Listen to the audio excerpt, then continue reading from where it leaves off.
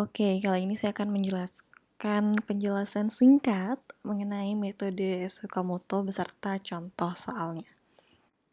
Jadi, metode Tsukamoto ini adalah salah satu metode untuk merepresentasikan hasil logika fuzzy, di mana metode ini berbentuk if-then yang harus direpresentasikan dengan suatu himpunan fuzzy dengan fungsi keanggotaan yang monoton dan output hasil inferensi dari setiap-tiap aturan diberikan secara tegas atau script berdasarkan A predikat dan hasilnya akan diperoleh dengan menggunakan rata-rata terbobot.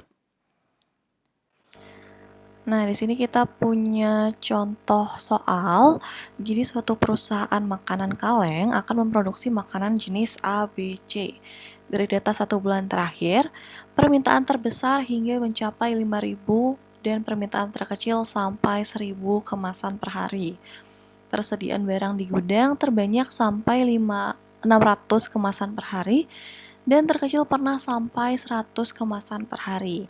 Dengan segala keterbatasannya, serta demi efisiensi mesin dan SDM, setiap hari diharapkan perusahaan memproduksi paling tidak 2.000 kemasan. Jadi kita tandain dulu mana yang perlu di sini. Di sini ada permintaan terbesar sampai 500, permintaan terkecil sampai 1.000, persediaan barang terbanyak 800, persediaan barang terkecil pernah sampai 100, produksi barang maksimum 7.000, dan produksi barang paling tidak 2.000 kemasan. Next, di sini ada aturannya, ada kondisinya, di mana jika permintaan turun dan persediaan banyak, maka produksi barang berkurang. Jika permintaan turun dan persediaan sedikit, maka produksi barang berkurang.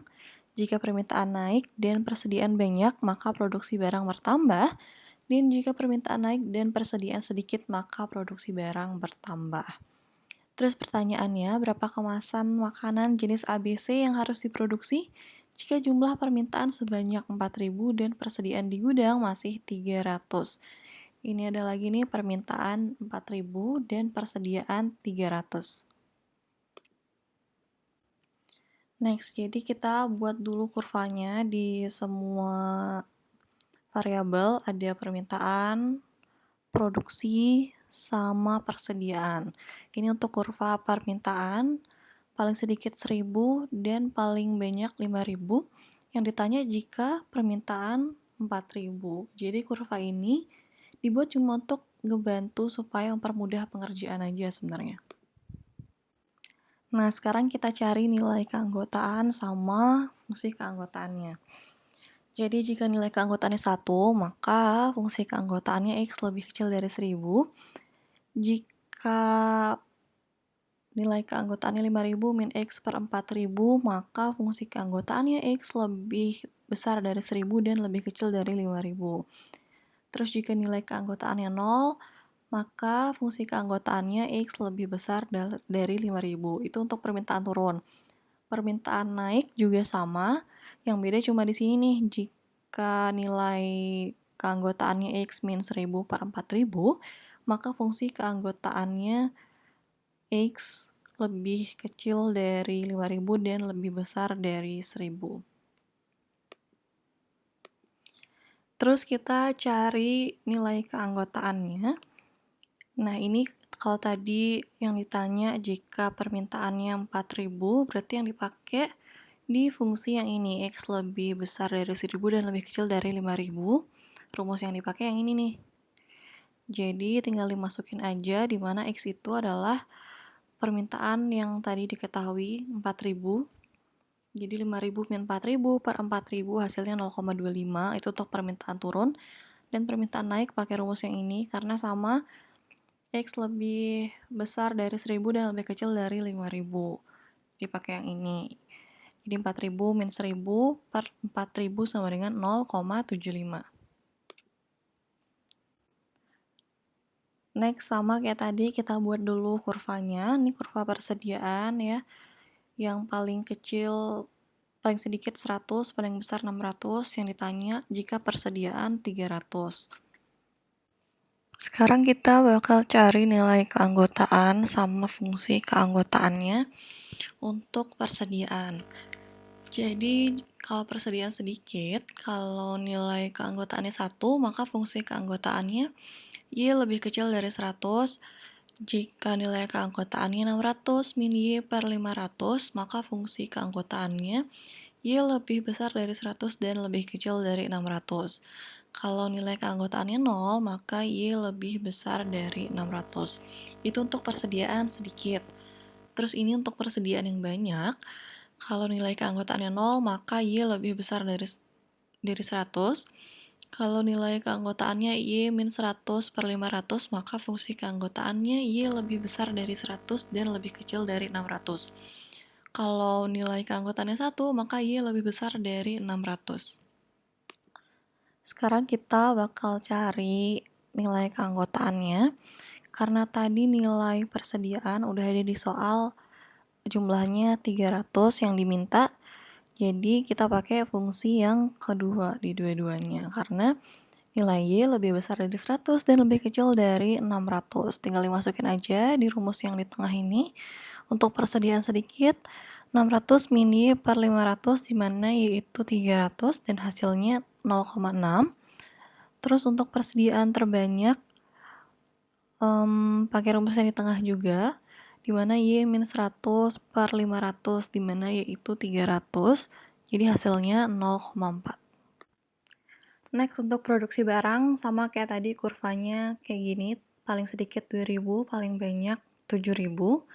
Terus ini fungsi keanggotaannya ya, sama kayak tadi nih, jika nilai keanggotaan 1, maka Z lebih kecil dari 2000. Jika nilai keanggotaan 7000 min Z per 5000, maka fungsi keanggotaan Z lebih besar dari 2000 dan lebih kecil dari 7000. Terus jika nilai keanggotaannya 0, maka fungsi keanggotaannya Z lebih besar dari 7000. Itu untuk yang produksi barang berkurang. Terus untuk yang bertambah, jika nilai keanggotaan 0, maka fungsi keanggotaan Z lebih kecil dari 2000. Jika nilai keanggotaan Z min 2000 per 5000, maka fungsi keanggotaan Z lebih kecil dari 7000 dan lebih besar dari 2000. Jika nilai keanggotaan 1, maka Z lebih besar dari 7000. Next, kita bakal cari nilai A predikat dari kondisi-kondisi yang udah ada. Di sini ada kondisi pertama, di mana jika permintaan turun dan persediaan banyak, maka produksi barang berkurang. Jadi A predikat 1 sama dengan permintaan turun dan persediaan banyak, di mana kita cari dulu permintaan turun sama persediaan banyak, terus cari nilai yang paling kecil, maka itu bakal dimasukin ke rumus produksi barang berkurang. Ini nilai permintaan turunnya ada 0,25, persediaan banyak ada 0,4, jadi yang dipakai 0,25, terus dimasukin ke rumus produksi, di mana 7000 min Z per 5000 sama dengan 0,25, dan hasil Z-nya sama dengan 5750. Next, ada kondisi kedua, di mana jika permintaan turun dan persediaan sedikit, maka produksi barang berkurang. Ini sama juga, permintaan turun dan persediaan sedikit, dicari hasilnya, terus dipakai nilai yang paling kecil. Ini ada nilai permintaan turunnya 0,25, persediaan sedikitnya 0,6, jadi yang dipakai 0,25, terus dimasukin ke rumus produksi barang berkurang, 7000 min Z per 5000 sama dengan 0,25, hasilnya sama nih, 5750. Next, kondisi ketiga, jika permintaan naik dan persediaan banyak, maka produksi barang bertambah. Sama juga caranya dicari permintaan naik berapa, persediaan terbanyak berapa, dicari nilai paling kecilnya. Ini nilai hasil dari permintaan naik ada 0,75, persediaan terbanyak ada 0,4, jadi yang dipakai 0,4, terus dimasukin ke produksi barang bertambah. Z min 2000 per 5000 sama dengan 0,4, hasilnya 4000. Terus buat kondisi terakhir ya, jika permintaan naik dan persediaan sedikit, maka produksi barang bertambah. Jadi permintaan naik dan persediaan sedikit, dicari dulu hasilnya berapa, dicari nilai minimalnya.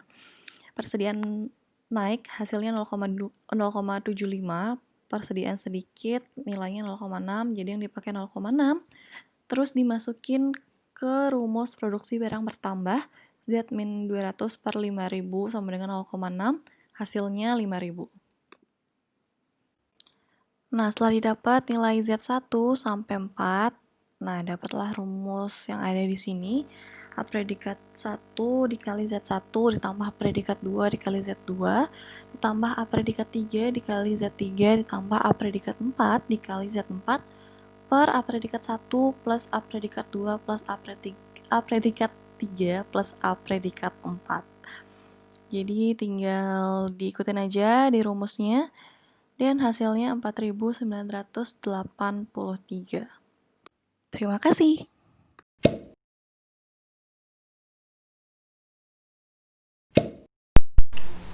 Halo, jadi sekarang saya akan menjelaskan implementasi Fuzzy Tsukamoto menggunakan bahasa pemrograman Java. Jadi kasus yang saya gunakan di sini ada kasus di PowerPoint-nya Pak Gibran yang week 2. Yang ini, yang perusahaan makanan kaleng memproduksi makanan ABC, yang ditanyakan berapa kemasan yang harus diproduksi jika permintaan sebanyak sekian dan persediaannya sekian. Nah, di sini juga udah ada rule-rule-nya, bisa dilihat di slide juga sih. Nah, langsung ke code-nya aja.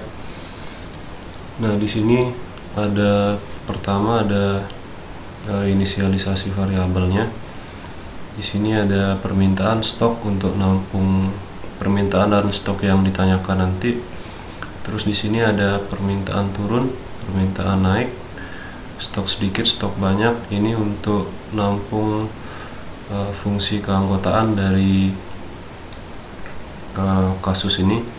Terus ada alfa predikat 1 sampai 4 dan juga Z 1 sampai 4. Jadi di sini ada 4 metode untuk menentukan fungsi keanggotaannya.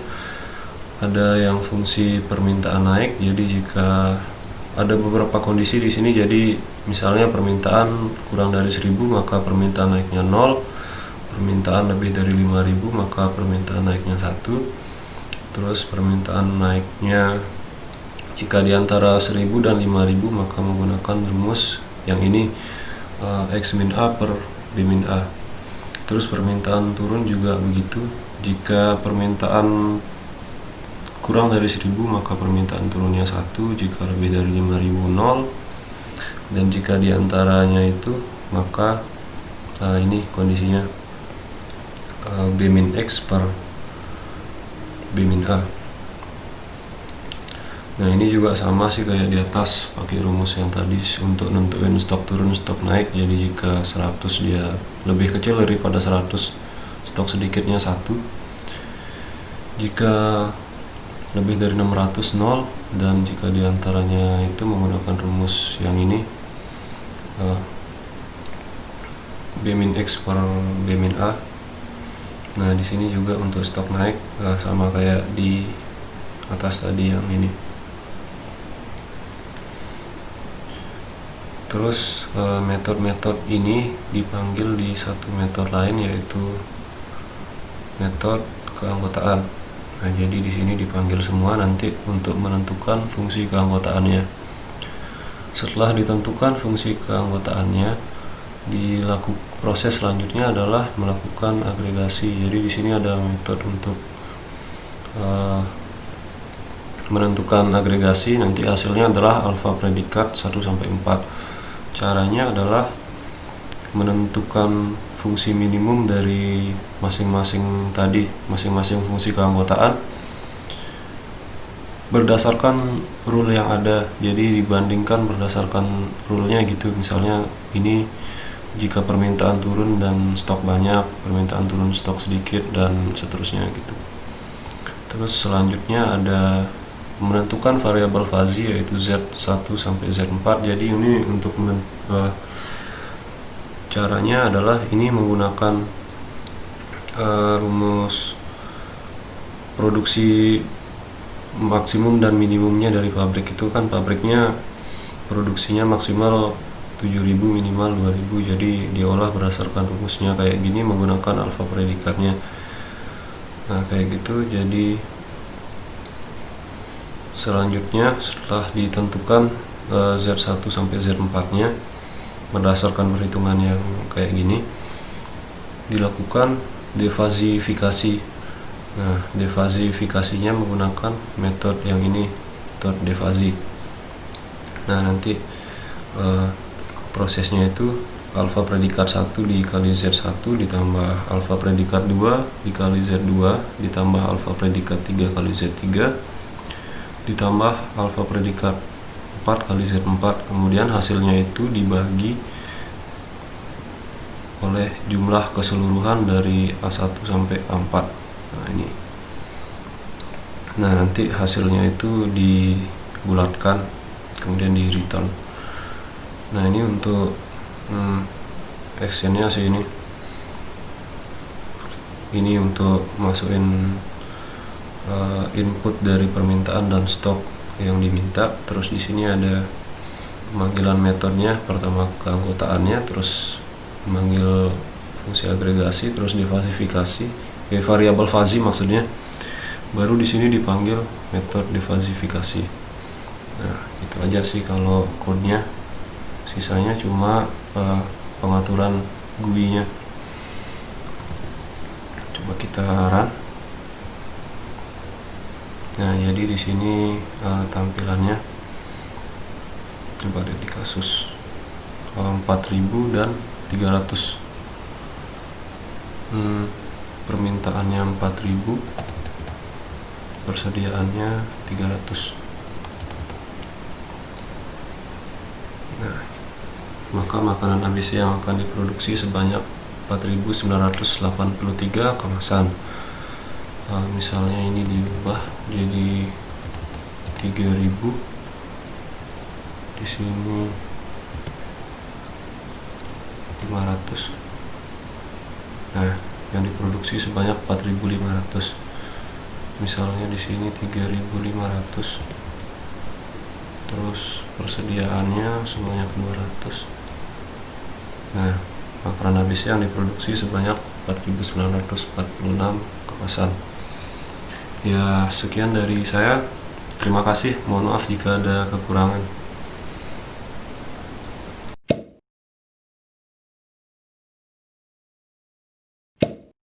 Halo guys, jadi di sini saya akan menjelaskan program pengaplikasian Fuzzy Tsukamoto menggunakan bahasa Python. Jadi di sini permasalahan yang kita punya adalah tentang sebuah restoran di mana pembayaran makanan paling minimal adalah 50.000 dan paling tinggi adalah 1.550.000. Kemudian untuk pelayanannya sendiri paling cepat 1 menit dan paling lama 16 menit. Kemudian ada pembayaran tips yang berkisar antara 10.000 sampai 30.000. Nah, di sini kita akan melakukan perhitungan berapa sih jumlah tips yang harus kita bayarkan berdasarkan sama pembayaran makanan kita dan berapa lama kita menunggu pelayanan sampai pesanannya diantarkan. Nah, di sini ada 4 rules. Ini salah. Di sini ada 4 rules, dimana yang pertama, kalau pembayarannya rendah dan pelayanannya lama, maka tipsnya rendah. Kalau pembayarannya rendah dan pelayanannya cepat, maka tipsnya juga rendah. Kalau pembayarannya tinggi dan pelayanan lama, maka tipsnya banyak.